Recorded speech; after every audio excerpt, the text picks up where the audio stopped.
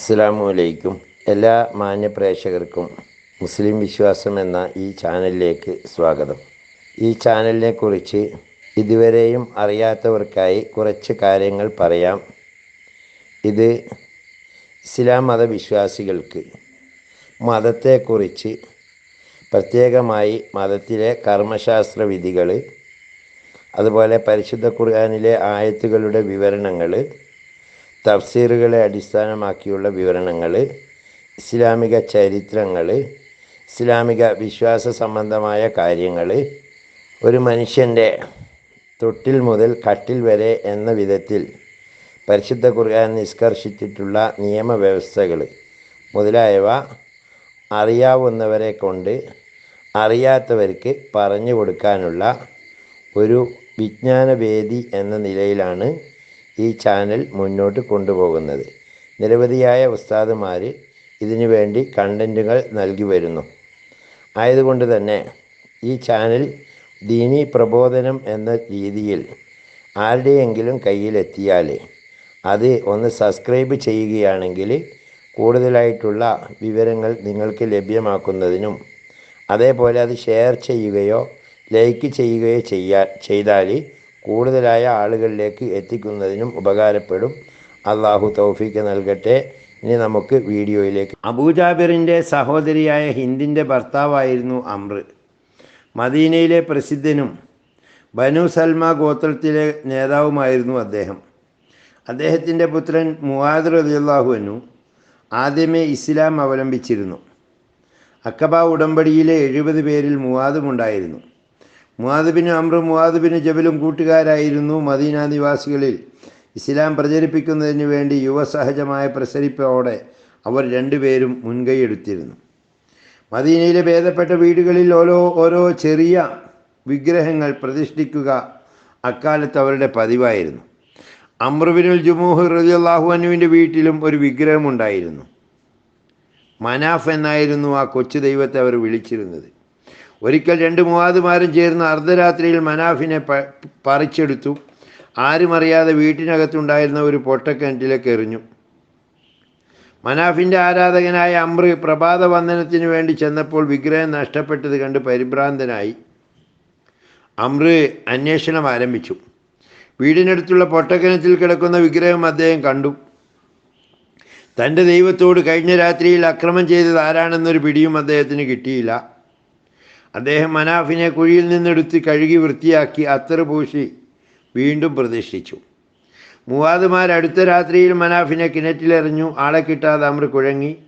2ാമത്തെ ദിവസവും ഇത് ആവർത്തിച്ചപ്പോൾ അംർ ഒരു വാളെടുത്ത് മനാഫിൻ്റെ കഴുത്തിൽ കെട്ടിത്തൂക്കി ഇങ്ങനെ പറഞ്ഞു: നിന്നിൽ വല്ല കഴിവുമുണ്ടെങ്കിൽ നീ നിന്നെ തന്നെ സംരക്ഷിക്കുക. അന്ന് രാത്രി അവർ രണ്ടുപേരും മനാഫിനെ ഒരു ചത്ത നായയുടെ കഴുത്തിൽ ബന്ധിച്ചുകൊണ്ടാണ് കിണറ്റിലെറിഞ്ഞത്. കോപാന്തനും ദുഃഖിതനും നിരാശനുമായി അംർ കിണറ്റിൻകരയിൽ നിൽക്കുകയാണ്. മദീനയിലെ മുസ്ലിങ്ങളിൽ ചിലർ അദ്ദേഹത്തെ സമീപിച്ചു. നിർജീവമായ ആ വിഗ്രഹത്തെ ചൂണ്ടി അവർ പറഞ്ഞു: നോക്കൂ, മനുഷ്യന് ഉപകാരവും ഉപദ്രവവും ചെയ്യാനാവാത്ത ഒരു അചേതന വസ്തുവാണല്ലോ അത്. ബുദ്ധിയുള്ള മനുഷ്യർ അതിനെ ആരാധിക്കുകയോ സ്വന്തം രക്ഷ പ്രാപിക്കാനോ പ്രതിരോധിക്കാനോ കൽപ്പില്ലാത്ത നിർജീവ വസ്തുക്കളെ നാം ആരാധിച്ചിട്ട് എന്തു ഫലം?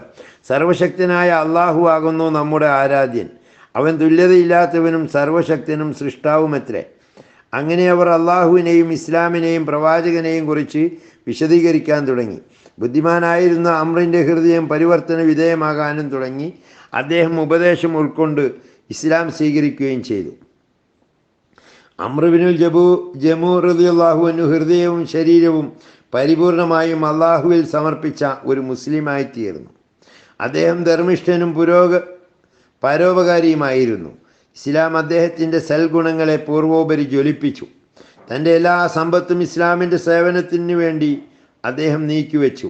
അംറിൻ്റെ ഗോത്രമായ ബനു സലമയിൽപ്പെട്ട ഒരു വിഭാഗം ആൾക്കാരോട് നബി സല്ലല്ലാഹു അലൈഹി വസല്ലം ഒരിക്കൽ നിങ്ങളുടെ നേതാവ് ആരാണെന്ന് ചോദിച്ചു. അവർ പറഞ്ഞു: പിശുക്കനാണെങ്കിലും ഞങ്ങളുടെ നേതാവ് ജദ്ദ് ബിനു കൈസ് തന്നെയാകുന്നു. നബി സല്ലല്ലാഹു അലൈഹി വസല്ലം അവരോട് പറഞ്ഞു: ലുബ്ധതയേക്കാൾ വലിയ മറ്റു വല്ല രോഗവുമുണ്ടോ? ചുരുണ്ട തലമുടിയും വെളുത്ത നിറവുമുള്ള ആ അംർ ബിനുൽ ജമൂഹ് ഉണ്ടല്ലോ, അദ്ദേഹമാണ് നിങ്ങളുടെ നേതാവ്. യഥാർത്ഥത്തിൽ നബി സല്ലല്ലാഹു അലൈഹി വസല്ലമ തങ്ങളിൽ നിന്നുള്ള ഒരു അംഗീകാരമായിരുന്നു അത്. ഇസ്ലാമിന് വേണ്ടി രണാങ്കണത്തിൽ ഇറങ്ങാൻ അദ്ദേഹത്തിന് വലിയ ആഗ്രഹമുണ്ടായിരുന്നു. കാലിന് സാരമായി മുടന്ത് ബാധിച്ച ഒരാളായിരുന്നു അദ്ദേഹം. അത് കാരണം യുദ്ധത്തിൽ പങ്കെടുക്കാൻ അശക്തനായിരുന്നു. രണശൂരരായ 4 പുത്രന്മാരുണ്ടായിരുന്നു അദ്ദേഹത്തിന്. 4 പേരും നബി സല്ലല്ലാഹു അലൈഹി വസല്ലമ തങ്ങളുടെ കൂടെ യുദ്ധത്തിൽ പങ്കുകൊണ്ടിരുന്നു. ബദറിൽ സംബന്ധിക്കാൻ അമ്ർ അതിയായ ആഗ്രഹം പ്രകടിപ്പിച്ചു. പുത്രന്മാരെ ഇടപെട്ട് അമ്രിനെ അതിൽ നിന്ന് പിന്തിരിപ്പിക്കാൻ ശ്രമിച്ചു. അവരുടെ അഭിപ്രായമനുസരിച്ച് നബി സല്ലല്ലാഹു അലൈഹി വസല്ലമ അദ്ദേഹത്തോട് മദീനയിൽ തന്നെ നിൽക്കാൻ ആവശ്യപ്പെടുകയാണ് ഉണ്ടായത്. ഉഹദ് യുദ്ധം സമാഗതമായപ്പോൾ അദ്ദേഹം നബി സല്ലല്ലാഹു അലൈഹി വസല്ലമ തങ്ങളുടെ അടുക്കൽ ചെന്ന് ഇങ്ങനെ പറഞ്ഞു: നബിയെ, എൻ്റെ മക്കൾ എന്നെ ജിഹാദിൽ നിന്ന് തടയാൻ ശ്രമിക്കുന്നു. ഞാനാവട്ടെ ഇതേ മുടന്തോടുകൂടി സ്വർഗത്തിൽ പ്രവേശിക്കണമെന്ന് ആഗ്രഹിക്കുന്നു. അമ്രിൻ്റെ ഉറച്ച തീരുമാനത്തിന് നബി സല്ലല്ലാഹു അലൈഹി വസല്ലമ സമ്മതം മൂളി ആയുധമണിഞ്ഞ് വേച്ച് നടന്ന് സന്തോഷാതിരേകത്താൽ 2 കൈകളും ഉയർത്തി പ്രാർത്ഥിച്ചു: നാഥാ, എന്നെ നീ എൻ്റെ വീട്ടിലേക്ക് മടക്കാതെ രക്തസാക്ഷികളിൽ ഉൾപ്പെടുത്തണമേ. ബനു സലമിലെ ആ 4 സിംഹക്കുട്ടികളോടൊപ്പം പിതാവ് രണാങ്കണത്തിൽ ഇറങ്ങി ശത്രു സമൂഹത്തെ അരിഞ്ഞു വീഴ്ത്താൻ തുടങ്ങി. തൻ്റെ മുടന്തൻ കാലുമായി അദ്ദേഹം ജന്നാത്തുൽ ഫിർദൗസിൻ്റെ കവാടത്തിലേക്ക് കുതിച്ചുകൊണ്ടിരുന്നു. അള്ളാഹു അദ്ദേഹത്തിൻ്റെ പ്രാർത്ഥന ചെവികൊണ്ടു. ശത്രുവിൻ്റെ വെട്ടേറ്റുകൊണ്ട് അമ്ർ പിടഞ്ഞു വീണു. തൻ്റെ ഉറ്റ സ്നേഹിതനും ഭാര്യ സഹോദരനുമായിരുന്ന അബൂജാബിറിനെയും അദ്ദേഹത്തെയും നബി സല്ലല്ലാഹു അലൈഹി വസല്ലമയുടെ ആജ്ഞാനുസൃതം ഉഹദിൽ ഒരു ഖബറിലാണ് മറവ് ചെയ്യപ്പെട്ടത്.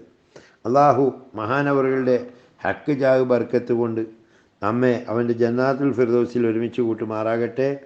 ആമീൻ. വാഖിർ ദഅ്വാനാ അൽഹംദുലില്ലാഹി റബ്ബിൽ ആലമീൻ. അസ്സലാമു അലൈക്കും വറഹ്മത്തുള്ളാഹി വബറകാതുഹു.